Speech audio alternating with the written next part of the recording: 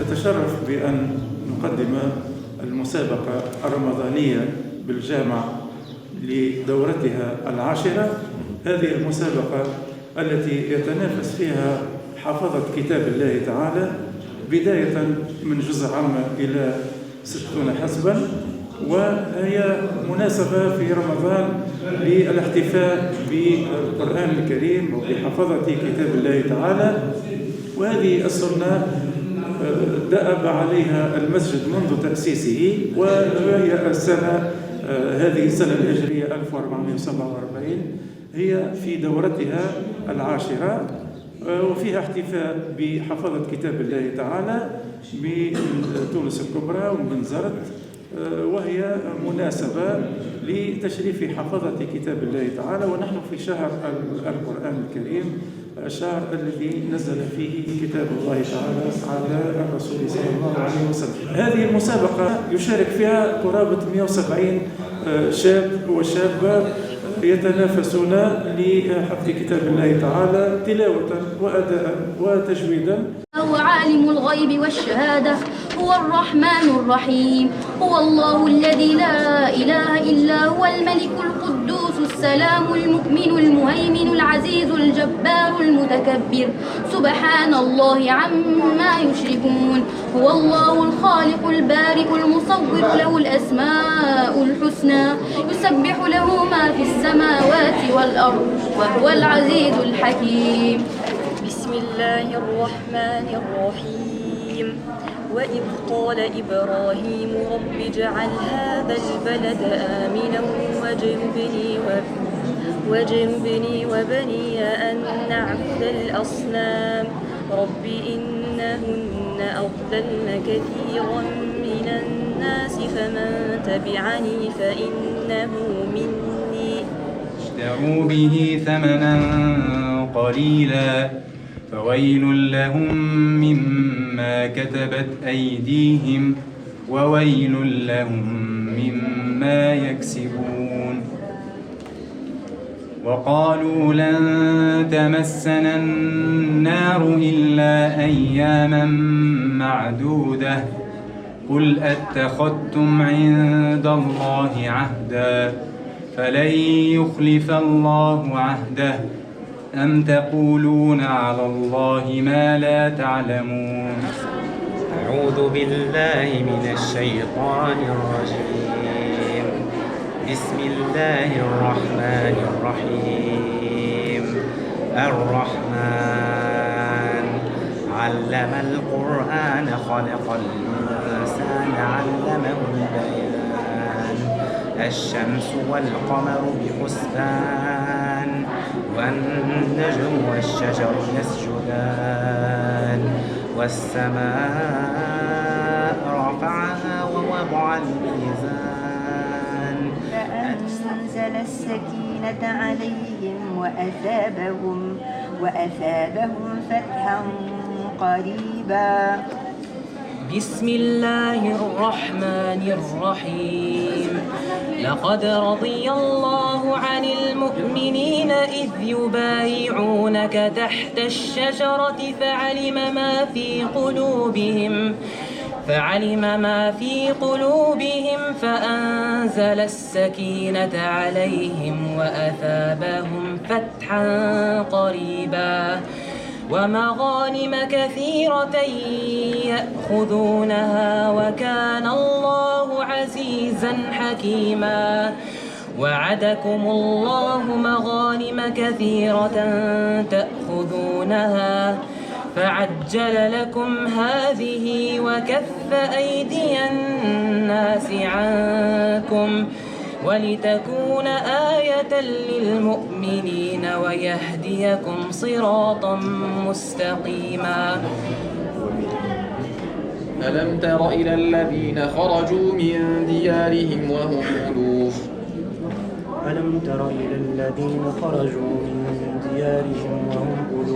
حذر الموت فقال لهم الله موتوا ثم أحياهم إن الله لذو فضل على الناس ولكن أكثر الناس لا يشكرون. ولن ترضى عنك اليهود ولا النصارى حتى تتبع ملتهم قل إن هدى الله هو الهدى ولئن اتبعت أهواءهم بعد الذي جاءك من العلم ما لك من الله من ولي ولا نصير الذين آتيناهم الكتاب يتلونه حق تلاوته أولئك يؤمنون به ومن يكفر به فأولئك هم الخاسرون يا بني ولله عاقبة الأمور وإن يكذبوك فقد كذبت قبلهم قوم نوح وعاد وثمود وقوم إبراهيم وقوم لوط وأصحاب مدين وكذب موسى فأمليت للكافرين ثم أخذتهم فكيف كان نكير فكأي من قرية أهلكناها وهي ظالمة فهي خاوية على عروشها وبئر معطلة وقصر مشيد يا أيها الذين آمنوا لا تتبعوا خطوات الشيطان إنه لكم عدو مبين ومن يتبع خطوات الشيطان فإنه يأمر بالفحشاء والمنكر ولولا فضل الله عليكم ورحمته ما زكى منكم من أحد أبدا ولكن الله يزكي من يشاء أفبعذابنا يستعجلون فإذا نزل بساحتهم فساء صباح المنذرين وتول عنهم حتى حين وأبصر فسوف يبصرون سبحان ربك رب العزة عما يصفون وسلام على المرسلين. فوسوس إليه الشيطان قال يا آدم هل أدلك على شجرة الخلد وملك لا يبلى فأكلا منها فبدت لهما سوآتهما وطفقا يخصفان عليهما من ورق الجنة وعصى آدم ربه فغوى ثم اجتباه ربه فتاب عليه وهدى قال أتستبدلون الذي هو أدنى بالذي هو خير اهبطوا مصرا فإن لكم ما سألتم وضربت عليهم الذلة والمسكنة وباءوا بغضب من الله ذلك بأنهم كانوا يكفرون بآيات الله ويقتلون النبيين بغير الحق ذلك بما عصوا وكانوا يعتدون إن الذين آمنوا والذين هادوا والنصارى والصابين من آمن بالله واليوم الآخر وعمل صالحا فلهم أجرهم عند ربهم ولا خوف عليهم ولا هم يحزنون. يا أهل الكتاب لم تحاجون في إبراهيم وما أنزلت التوراة والإنجيل إلا من بعده أفلا تعقلون ها أنتم هؤلاء حاججتم فيما لكم به علم فلم تحاجون فيما ليس لكم به علم ولا نكلف نفسا إلا وسعها ولدينا كتاب ينطق بالحق وهم لا يظلمون. ولجان التحكيم عندنا 7 لجان تحكيم للفصل في هؤلاء المتنافسون حفظة كتاب الله تعالى وهم من خيرة المشايخ اللي عندها ويشاركوا في اختبارات هؤلاء المتنافسون حفظة فديتك إنه ترياقي هو نبع آمالي وفيه سباقي جود أتم مدوده وحروفه أدغم وقلقل أنت تدري الباقي. هذا الكتاب من الإله رسائل، قل كيف تقرأه على المشتاق. أمعن بعين القلب قبل نواظر، لتكون صاحبه على الأخلاق. أنصت لكل حدوده لأوامر، أمسك يدي بها وضم رفاقي. وإذا قرأت مواعظا خذني لها، ونواهيا عنها فشد وثاقي. أنا لا أريدك صاحبا حد الثرى، إني ادخرتك كي تكون الباقي. خذ ما حفظت بقوة، خذني أنا لننال ظلا عند يوم تلاقي. لننال ظلا عند يوم تلاقي. رتل فديتك إنه ترياقي، هو نبع آمالي وفيه سباقي. جود أتم مدوده وحروفه، أدغم وقلقل أنت تدري الباقي. أنت تدري الباقي. أعوذ بالله من الشيطان الرجيم. بسم الله الرحمن الرحيم.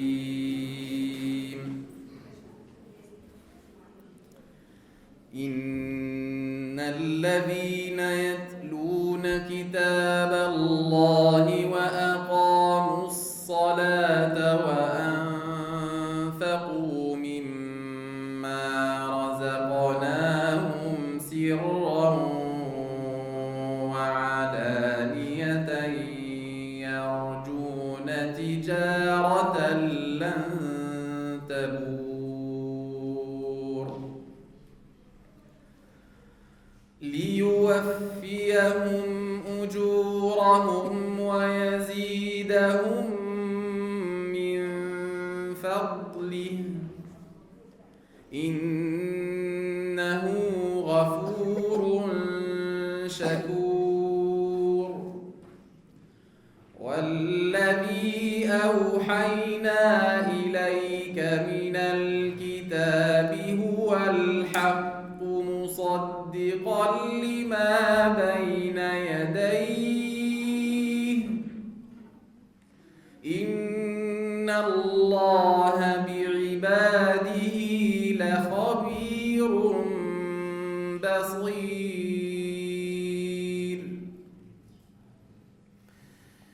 ثم أورثنا الكتاب الذين اصطفينا من عبادنا، فمنهم ظالم لنفسه ومنهم مقتصد ومنهم سابق بالخيرات، ذلك هو الفضل الكبير.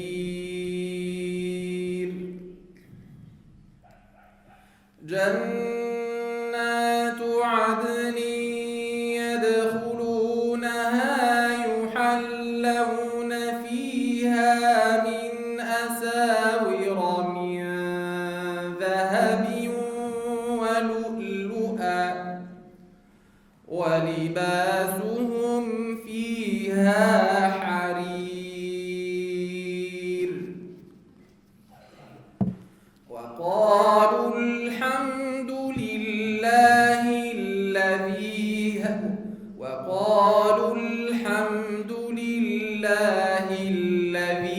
أذهب عنا الحزن، إن ربنا لغفور شكور. الذي أحلنا دار المقامة من فضله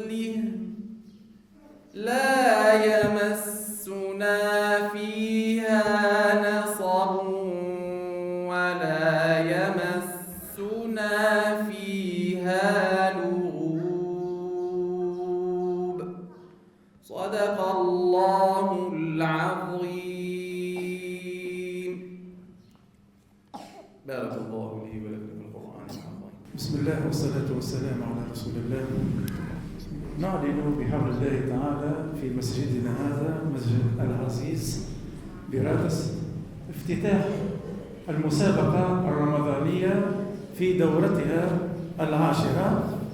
نشكر الحضور الكريم ونشجع أبناءنا على حفظ وتلاوة القرآن الكريم، ونحن في شهر رمضان، شهر الصيام وشهر التلاوة، شهر القرآن وشهر التطوع وشهر الصدقات، فنبارك حضوركم الكريم ونشجعكم على حفظ كلام الله تعالى، ونشجع من خلال أبنائنا أولياءهم الذين يسهرون على تحفيظهم كلام الله تعالى الذي ميز وشرف الله تعالى به هذه الأمة، بل شرف البشرية جميعا بتنزيل وإنزال كتابه الكريم. أنتم مرحب بكم في مسجدكم هذا، حللتم أهلا ونزلتم سهلا. إن شاء الله ربي يبارك للمتنافسين جميعا. هناك جوائز ستسند للأوائل الثلاثة الأوائل في كل صنف من الحفظ. إن شاء الله ربي يبارك للأخوات والأخوان اللي حضروا معنا في لجان التحكيم، وربي إن شاء الله يوفق أبنائنا للفوز، وفي ذلك فليتنافس المتنافسون. بارك الله لكم جميعا، وفقكم جميعا، وبارك لنا في القرآن الكريم. بسم الله والصلاة والسلام على رسول الله. ربنا لا تزغ قلوبنا بعد إذ هديتنا وهب لنا من لدنك رحمة إنك أنت الوهاب. اللهم هيئ لنا من أمرنا رشدا ووفقنا لما تحب وترضى برحمتك يا أرحم الراحمين يا رب العالمين. اللهم يا رب بارك لنا في أعمالنا واجعلها خالصة لوجهك الكريم يا رب العالمين. يقول الحبيب المصطفى صلى الله عليه وسلم: من سن سنة حسنة فله أجرها وأجر من عمل بها إلى يوم القيامة. هذه السنة الحسنة المتكررة، هذا المرة العاشرة لجامع العزيز يقوم بمسابقة لتشجيع الأبناء والبنات على حفظ كتاب الله تعالى. هذه الدورة العاشرة، بالتالي هي سنة حسنة. إن شاء الله بقية المساجد وبقية كامل البلاد تنسج على أثرها حتى يكون هذا الأجر عام لكل الناس. وبالتالي الإخوة الساهرين على جامع العزيز يخيلوا كم سينالكم من الأجر والثواب باعتبار أنكم بدأتم في سن سنة حسنة. هذه السنة الحسنة تحفيظ القرآن الكريم والمسابقة من أجله. في الحقيقة هي مسابقة من أجل النخبة، لأن حفظة القرآن الكريم من الأبناء والبنات هم خيرة ما في المجتمع، هم نخبة المجتمع. ولعل بعضكم يتابع السنوات الدراسية الأخيرة أن الأوائل في السنوات الدراسية في البكالوريا وفي غيرها، الأوائل هم من حفظة القرآن الكريم. ولذلك هذا التنافس في حفظ كتاب الله تعالى هو سيعطي إشارة إلى أن الذين يتنافسون في حفظ كتاب الله تعالى هم سيكونون الأوائل في المجتمع في كل ميدان من ميادين الحياة، ميدان المحاماة، ميدان الطب، ميدان العلوم التجريبية. في أي ميدان من ميادين الحياة فأنتم تنسجون على أن تكونوا الأوائل في أي صنف من مناحي الحياة. وهذا شرف كبير، ما هوش خاص بتونس، هو عام بصفة عامة. وهنا نحن نشوفوا إخواننا الأسبوع الفات مسابقة ل700 حافظ لكتاب الله تعالى في غزة التي نراها أنها مدمرة وجوامعها مدمرة وكذا، ومع ذلك لأنهم مقتنعين باللي بكتاب الله تعالى سيحققون النصر في العالم. ولذلك مسابقة نجحوا فيها 700 من حملة كتاب الله تعالى باش تشوفوا التنافس في الخير. اليوم وقعت مسابقة أخرى لعلها تعينكم وتفيدكم، مسابقة لاختيار الأطباء الأوائل في العالم. الأطباء الأوائل في العالم من هم؟ كان 15 الأولين في العالم من غزة. وبالتالي باش تشوفوا حفظ القرآن الكريم هو له ارتباط بالحياة، له ارتباط بنشر القيم والأخلاق، له قيام مع تدور مهم في النجاح في المهن العادية اليومية، بحيث ما حل حافظ الكتاب الله تعالى وحافظة كتاب الله تعالى سيكون متفوق، لأن بالنسبة له سيشعر بأنه صاحب أمانة وصاحب رسالة. إن شاء الله ربي يبارك في جهودكم، وإن شاء الله من عام إلى عام يكون الجو أفضل.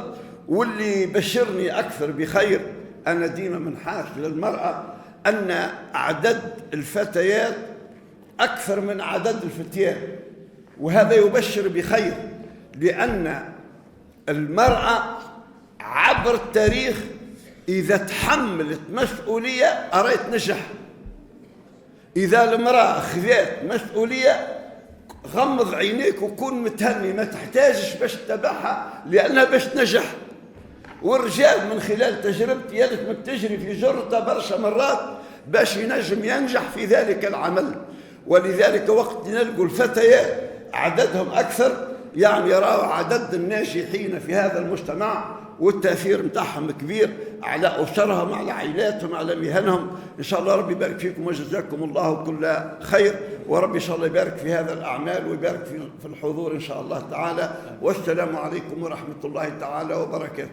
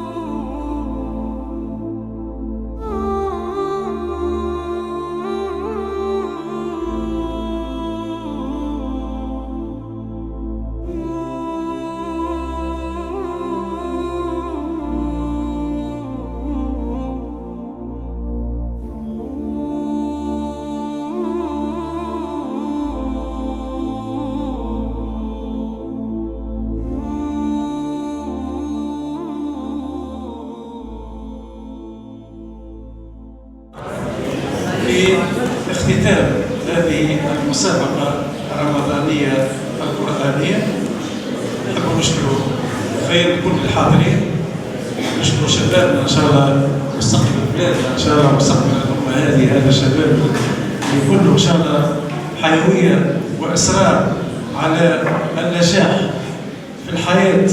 وبداية النجاح في الحياة هو نجاح التواصل مع كتاب الله تعالى. فنبدأ إن شاء الله بتسليم شهادة شكر وتقدير للأخوات اللي هما ضغط الوقت برشا باش يغادرونا إن شاء الله، ونواصل بعد ذلك تسليم الشهادة والجوائز الختامية في ختام هذا الحفل اللي حقيقة شرفتونا في رادس، وربي يبارك لكم إن شاء الله، ولنا إن شاء الله مناسبات أخرى ونشاطات أخرى إن شاء الله بحول الله تعالى. الآن نستمع إلى شاب من شبابنا الصاعد الناجح إن شاء الله، ربي يوفقهم إن شاء الله. الشاب محمد إن شاء الله باش يقدم لنا نموذج تاع خطبة جماعية أصر على أن يشارك في هذه المشاركة هذه، فشكرا ونستمع إن الحمد لله نحمده ونستغفره ونستعينه ونعوذ بالله من شرور أنفسنا ومن سيئات أعمالنا، الحمد لله الذي أنشأ وبرى وخلق الماء والثرى وأبدع كل شيء وذرى، لا يغيب عنه صغير النمل في الليل إذا سرى، ولا يعزب عن علمه مثقال حبة في الأرض ولا في السماء. خلق آدم فابتلاه ثم اجتباه فتاب عليه وهدى، ونجى الخليل من النار فصار حرها بردا وسلاما فاعتبروا بما جرى. وآتى موسى 9 آيات فما ادكر فرعون وما رعوى، وآتى عيسى معجزات تبهر الورى، وأرسل رسوله في العالمين ونزل عليه من الذكر الحكيم بلسان عربي مبين تتلى إلى يوم الدين بعد قوله أعوذ بالله من الشيطان الرجيم. إن هذا القرآن يهدي للتي هي أقوم، ويبشر المؤمنين الذين يعملون الصالحات أن لهم أجرا كبيرا. فإن الله اصطفى أهل القرآن كما قال الرسول صلى الله عليه وسلم: أهل القرآن أهل الله وخاصته. فأتمنى وأدعو الله أن لم يختم القرآن أن يرزقه الله الختمة، وأما من ختم فإن هذه بداية الطريق وليست نهايته، وبداية مسيرته في درب معاهدة القرآن في الحياة الدنيا، لكي يأتي يوم القيامة في نهاية هذا الدرب ويكون صنفين. الصنف الأول من يقال لهم: اقرأ ورتل وارتقي كما كنت ترتل في الدنيا، فإن منزلتك عند آخر آية تقرأها. والصنف الثاني هو أول من تسعر بهم النار: من حفظ القرآن ومن لم يعمل به. فإن السيدة عائشة رضي الله عنها قالت في رسول الله صلى الله عليه وسلم: كان خلقه قرآنا يمشي. فإن من واجبك كحافظ قرآن بعد حفظك للقرآن أن تعمل به. فكان السلف الصالح رضي الله عنهم لا يحفظ آية وهو لا يعمل بما قبلها، فإن حفظك للقرآن يقتصر قطعا بعملك به. فإن الله تعالى قد قال فينا: ثم أورثنا الكتاب الذين اصطفينا من عبادنا. فإما أن تكونوا من السابقين بالخيرات، وإما أن تكونوا ظالمي أنفسكم، أجارنا الله من هذا. نسأل الله العظيم أن يجعلنا من أهل القرآن وخاصته. اللهم اجعل القرآن العظيم ربيع قلوبنا وشفاء صدورنا وجلاء أحزاننا. اللهم ارزقنا ختم القرآن. يا مقلب القلوب ثبت قلوبنا على دينك. يا مقلب القلوب ثبت قلوبنا على دينك. يا مقلب القلوب ثبت قلوبنا على دينك. سبحانك اللهم وبحمدك نشهد أن لا إله إلا أنت نستغفرك ونتوب إليك. سبحان ربك رب العزة عما يصفون، وسلام على المرسلين، والحمد لله رب العالمين. الله يبارك. كل طريق تسلكه قد يكون فيه نجاح أو فشل، إلا طريق القرآن، محفوف بالأجور من كل جهة، حتى التأتأة تؤجر عليها. صوتك الذي يذهب ويتقطع وأنت تردد الآيات، نومك الذي تغالبه، راحتك التي آثرت القرآن عليها، المخرج الذي تعبت في تصحيحه، القرآن الذي اجتهدت في تصويبه، أتحسبه هينا عند الله؟ طريق القرآن طويل، وكل مسافة تقطعها لها لذة، فما ضركم إن تعثرتم اليوم أو تأخرتم، المهم أن تبقوا على الدرب. ولا نهاية مع القرآن حتى يقال لك: اقرأ وارتقي ورتل كما كنت ترتل في الدنيا، فإن منزلتك عند آخر آية كنت تقرأها.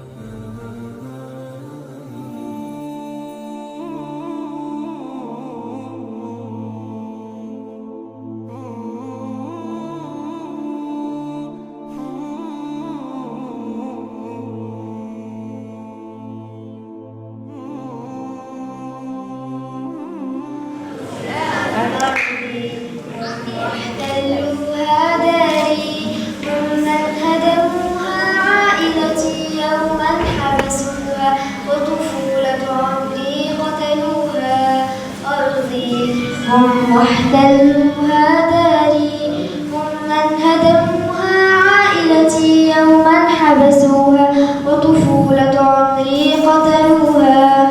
وأتوا ليقولوا عن وطني أنه وطنهم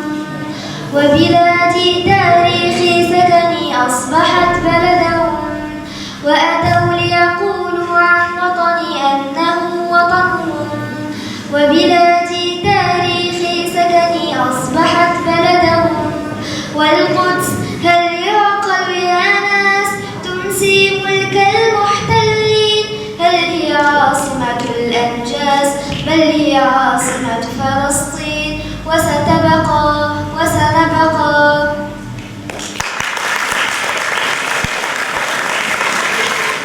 واهيا عنها فشد وثاقه، أنا لا أريدك صاحبا حد الثرى، إني ادخرتك كي تكون الباقي.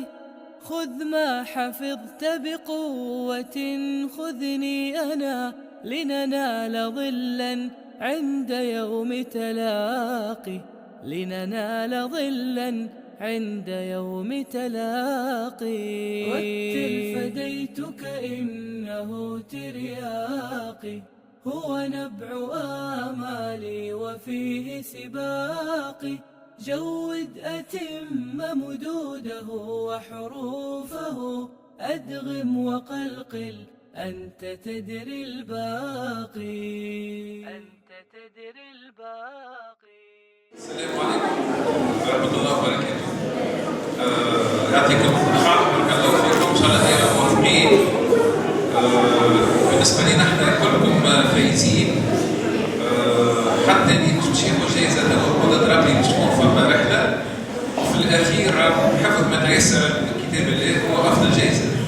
باش نبداو بالنسبة للصف الأول أحزاب مع أقل من 10 أحزاب 4 9. الفائزة الأولى إسراء الهندي.